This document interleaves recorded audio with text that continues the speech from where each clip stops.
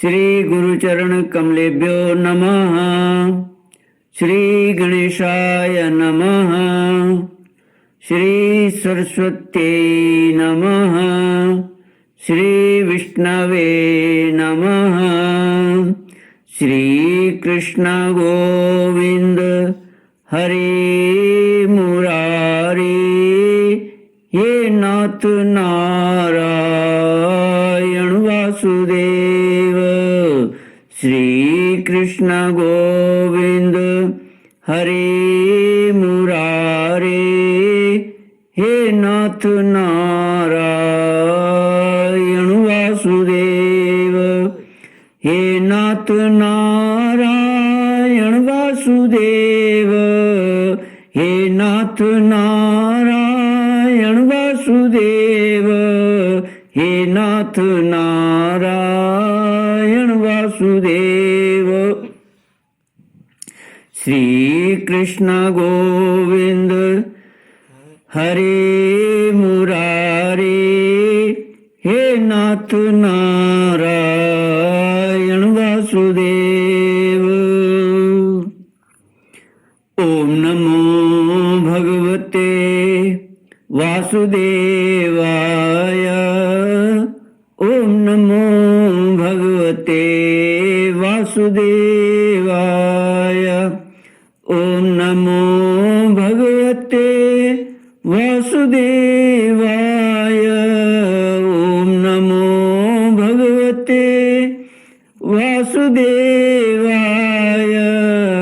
ओम नमो भगवते वासुदेवाय।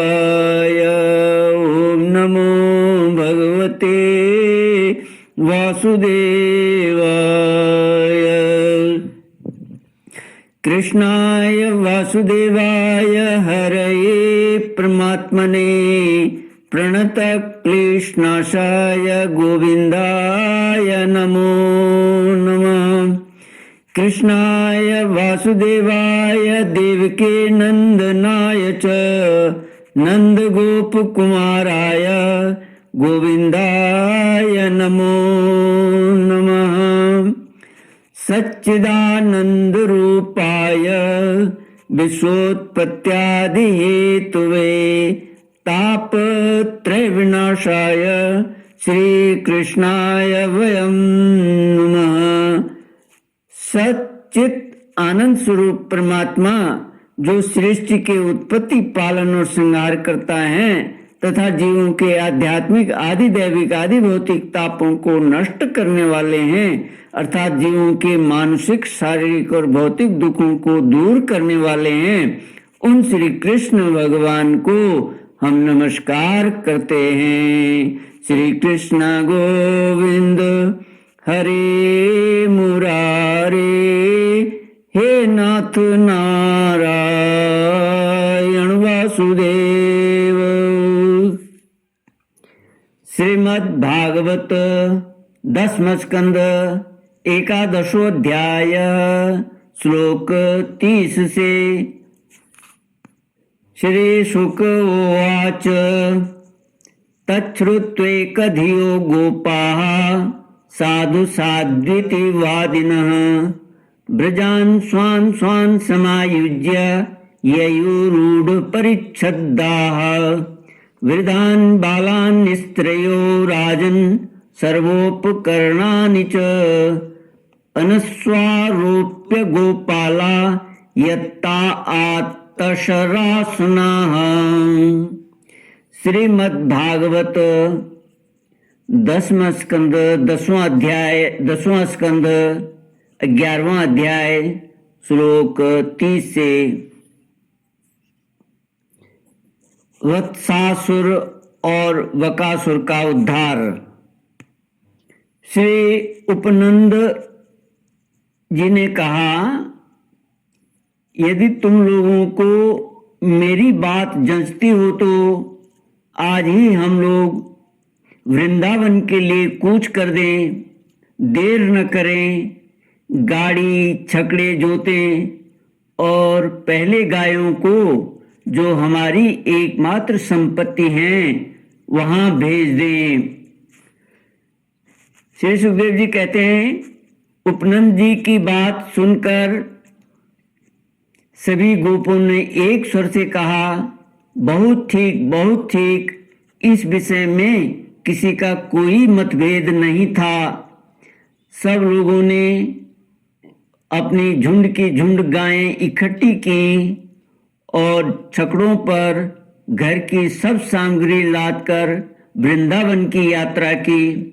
परीक्षित, ग्वालों ने बूढ़ों, बच्चों, स्त्रियों और सब सामग्रियों को छकड़ों पर चढ़ा दिया और स्वयं उनके पीछे पीछे धनुष बाण लेकर बड़ी सावधानी से चलने लगे।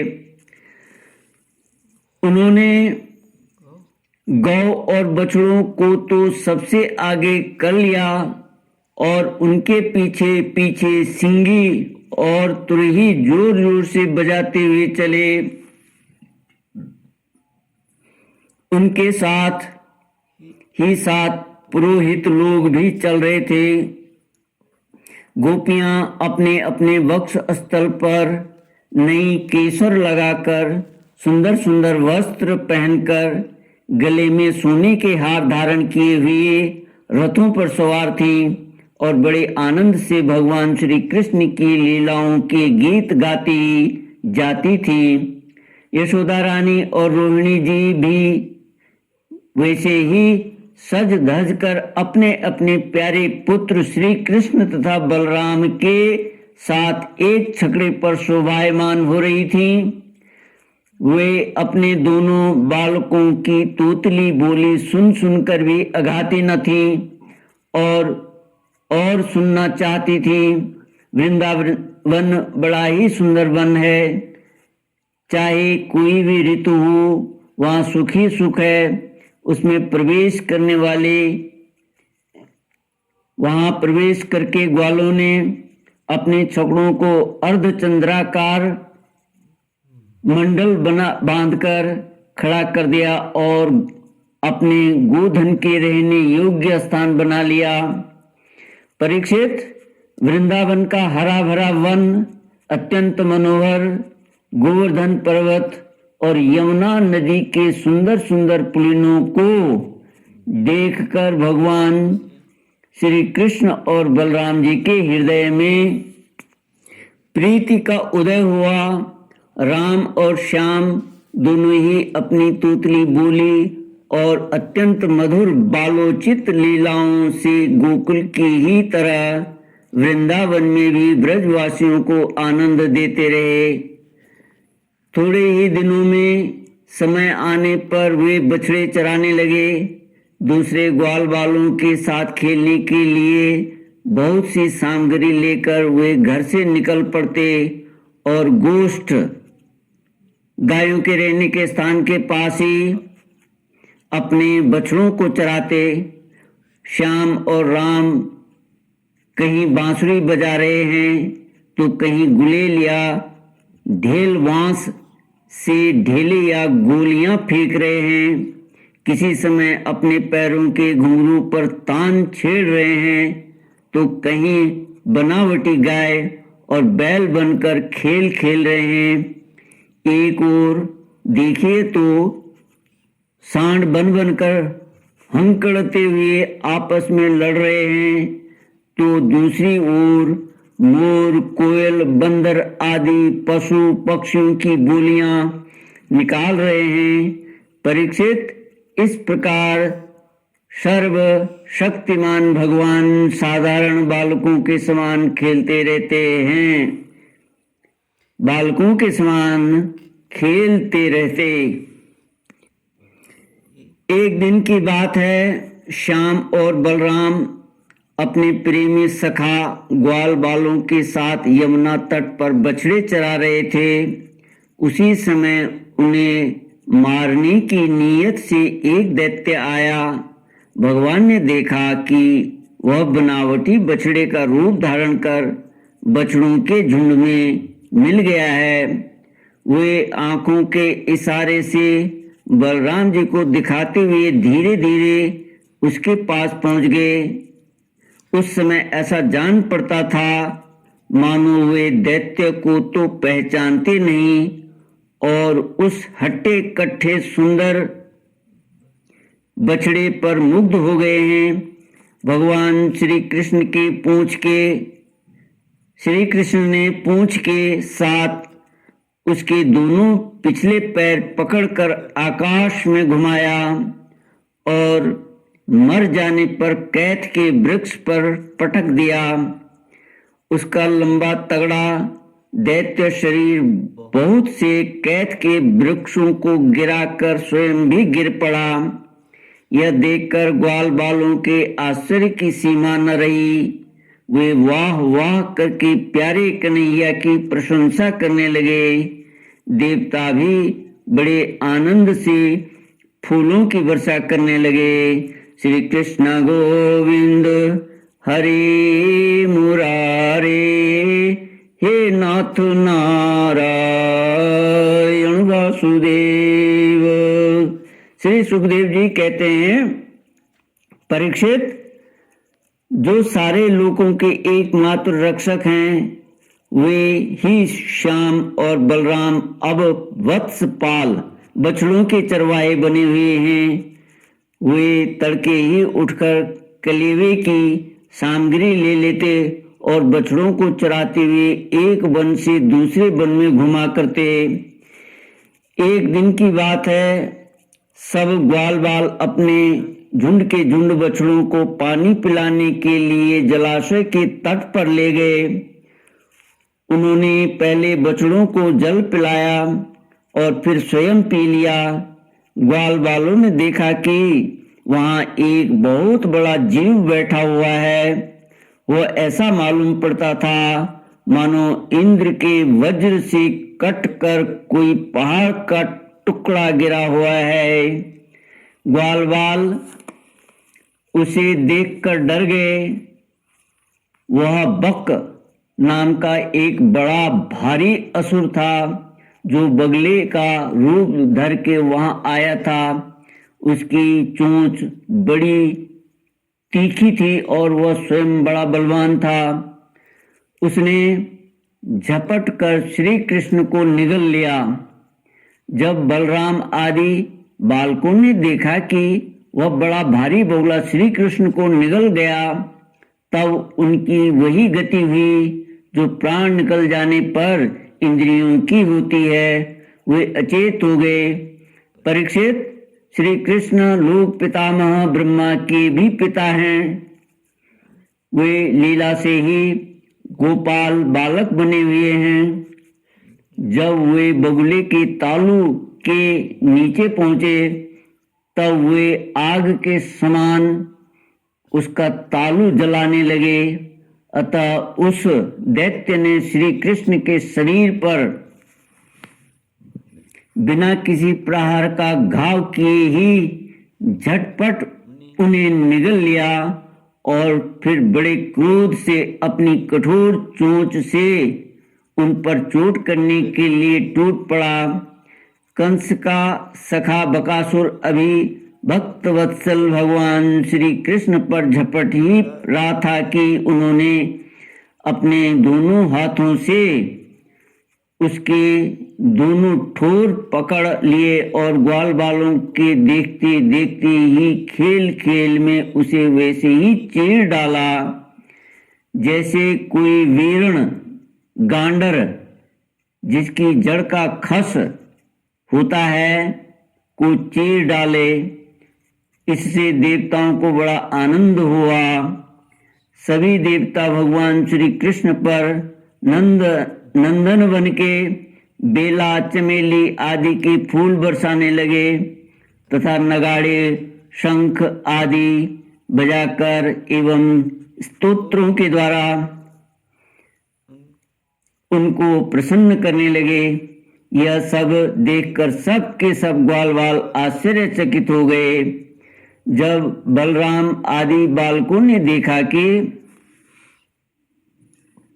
श्री कृष्ण बगुले के मुंह से निकलकर हमारे पास आ गए हैं, तब उन्हें ऐसा आनंद हुआ मानो प्राणों के संचार से इंद्रियां सचेत और आनंदित हो गई हों।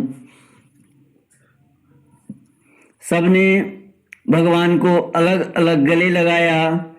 इसके बाद अपने अपने बछड़े हाँक कर सब ब्रज में आए और वहां उन्होंने घर के लोगों से सारी घटना कह सुनाई।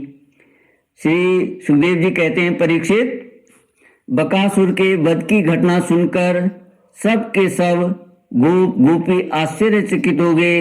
उन्हें ऐसा जान पड़ा जैसे कन्हैया साक्षात मृत्यु के मुख से ही लौटे हों। वे बड़ी उत्सुकता, प्रेम और आदर से श्री कृष्ण को निहारने लगे। उनके नेत्रों की प्यास बढ़ती ही जाती थी, किसी प्रकार उन्हें तृप्ति न होती थी। वे आपस में कहने लगे, हाय हाय, यह कितने आश्चर्य की बात है। इस बालक को कई बार मृत्यु के मुंह में जाना पड़ा, परंतु जिन्होंने इसका अनिष्ट करना चाहा उन्हीं का अनिष्ट हुआ, क्योंकि उन्होंने पहले से दूसरों का अनिष्ट किया था। यह सब होने पर भी वे भयंकर असुर इसका कुछ भी नहीं बिगाड़ पाते। आते हैं इसे मार डालने की नीयत से, किंतु आग पर गिरकर पतंगों की तरह उल्टे स्वयं स्वाहा हो जाते हैं। सच है, ब्रह्मवेता महात्माओं के वचन कभी झूठे नहीं होते। देखो ना, महात्मा गर्गाचार्य ने जितनी बातें कही थी, सब की सब 16 आने ठीक उतर रही हैं। नंद बाबा आदि गोपगण इसी प्रकार बड़े आनंद से अपने श्याम और राम की बातें किया करते। वे उनमें इतने तन्मय रहते कि उन्हें संसार के दुख संकटों का कुछ पता ही न चलता। इसी समय श्याम और बलराम ग्वाल वालों के साथ कभी आंख मिचौनी खेलते, तो कभी पुल बांधते, कभी बंदरों की भांति उछलते कूदते, तो कभी और कोई विचित्र खेल करते। इस प्रकार के बालोचित खेलों से उन दोनों ने व्रज में अपनी बाल्य अवस्था व्यतीत की। श्री कृष्ण गोविंद हरे मुरारे, हे नाथ नारायण वासुदेव। इति श्रीमद्भागवते महापुराणे पारमहंस्यां संहितायां दशमस्कन्धे पूर्वार्धे वत्सवकवधो नामेकादशोऽध्यायः। ॐ पूर्णमदः पूर्णमिदं पूर्णात् पूर्णमुदच्यते पूर्णस्य पूर्णमादाय पूर्णमेवावशिष्यते। ओम शांति शांति शांति। हरि ओम। श्री गुरुभ्यो